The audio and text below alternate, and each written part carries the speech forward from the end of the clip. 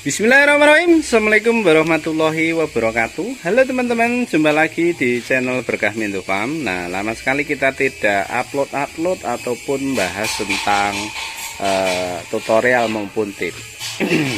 Nah, teman-teman, di video kali ini seperti biasa untuk persiapan lebaran kita harus nyetok dulu pakan. Ini kira-kira ya dapat sekitar 7 sampai 8 tong ya, buat 4 hari ya kalau 8 tong. Nah, teman-teman, yang kita bahas seperti biasa adalah silase. Nah, silase kali ini yang kita buat adalah silase odot. Odotnya tinggi sih, tingginya 1 meteran lebih ya, Lek. Tingginya 1 meteran. 1 meteran lebih. Nah, seperti yang teman-teman, untuk media pembuatan silase di tempat kami adalah menggunakan tong. Nah, ini tong. Kenapa harus tong? Karena kalau menggunakan plastik itu, menurut saya untuk rumput yang memiliki kadar air tinggi seperti ini cenderung rentan atau cepat gagal lah. Dan seandainya bisa, kita harus penambahan bahan kering yang begitu banyak, dan otomatis nanti ongkos produksi atau ongkos pakan jadi lebih mahal. Terutama untuk breeding kan kita harus mengatur sedemikian rupa untuk pakan biar cepat ketemu lah. Kalau kita kasih pakan yang bagus-bagus, nanti kalau nggak ketemu ya percuma ternaknya gemuk tapi malah boncos. Beda lagi dengan ternak yang masuk keluar itu enggak masalah. Oke, dalam pembuatan silase, poin penting yang harus kita perhatikan adalah ini teman-teman. Pertama adalah rumputnya, kondisi rumputnya. Kondisi rumput kalau mau dibikin silase itu kalau bisa jangan terlalu basah. Basah itu dalam artian habis kehujanan, terus dalam artian lagi ngaritnya terlalu pagi jadi masih banyak embun. Nah, itu jangan seperti itu teman-teman. Jadi usahakan kalau ngarit yang rada siang sedikit lah ya, jam 9 gitu atau jam 10. Seandainya kalau paginya itu teman-teman, paginya itu teman-teman ngarit itu sebenarnya nggak apa-apa.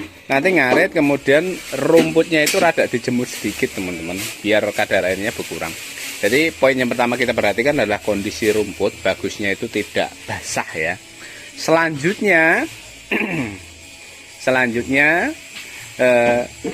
bagian terpenting adalah mesin chopper teman-teman. Perhatikan potongan dari mesin chopper, lebih baik rada panjang dibandingkan lembut-lembut, itu prinsip saya. Seperti teman-teman lihat, ini hasil potongan mesin cacah saya teman-teman. Sepotongannya seperti ini, sekitar 2-3 sentian lah ya. Bisa dibuat kasar 5-6 cm bisa. Lebih panjang lagi ya tidak masalah. Yang penting tidak terlalu lembut. Karena kalau terlalu lembut itu biasanya ternak juga kurang seneng, hasilnya besem. Kemudian kalau dibuat silase itu kadar air yang keluar itu lebih banyak.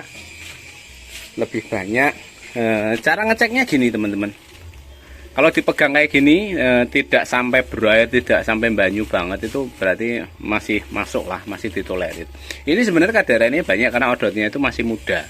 Walaupun tingginya 1 meteran, dia masih muda. Muda itu karena pupuknya banyak ya, jadi kelihatan masih muda banget. Jadi potongan di kita seperti ini. Perhatikan untuk hasil cacahannya. Jangan terlalu pendek banget. Nah, kemudian kalau sudah di tempat kita, karena pengalaman kita sudah lama, sudah buat ratusan tong lebih, mungkin lebih ratusan tong. Nah, kita langsung masukkan ke drum teman-teman. Masukkan ke drum, diinjak padat, nanti atasnya tutup begatul, kasih plastik, tutup lem, jadi dah. Nah, kelemahan metode seperti ini adalah tidak tahan lama, paling sekitar 1 bulan lah idealnya. Kalau lebih dari 1 bulan baunya nggak karuan. Nah, tapi ada teman-teman yang mungkin belum terbiasa buat, belum bisa membedakan ini rumputnya gimana, hasil cacahnya seperti apa, itu mempengaruhi banget soalnya. Ini teman-teman, tip dari kita untuk teman-teman pemula yang belum terlalu sering buat silase atau pengalaman baru itu gini. Rumput dicacah, pakai mesin chopper kan, atau manual boleh. Nah, rumputnya ini dijemur sekitar 2 jam, tidak sampai kering, tapi paling tidak dia kadar airnya berkurang, dibolak-balik.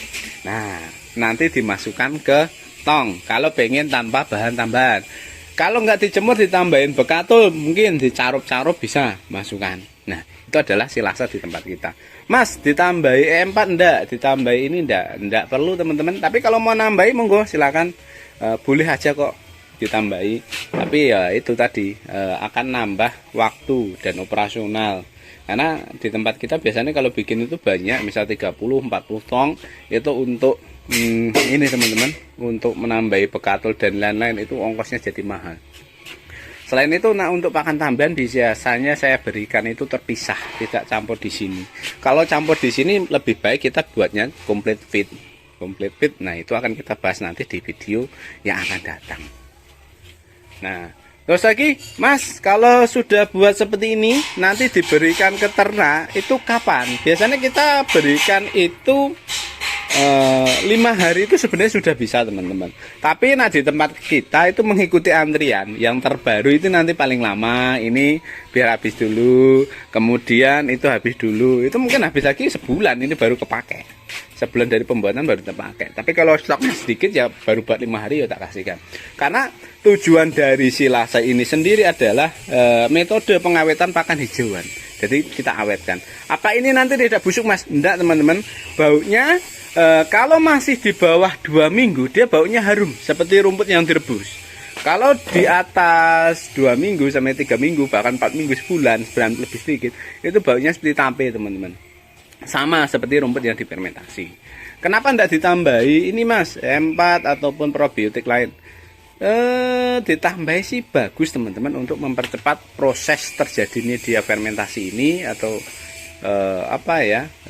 biar dia lebih empuk. Tapi menurut saya tidak perlu sih, karena rumput ini sendiri teksturnya itu sudah empuk, bukan barang keras. Misal kalau tebon kering itu pasti saya silase fermentasi dengan bantuan probiotik itu.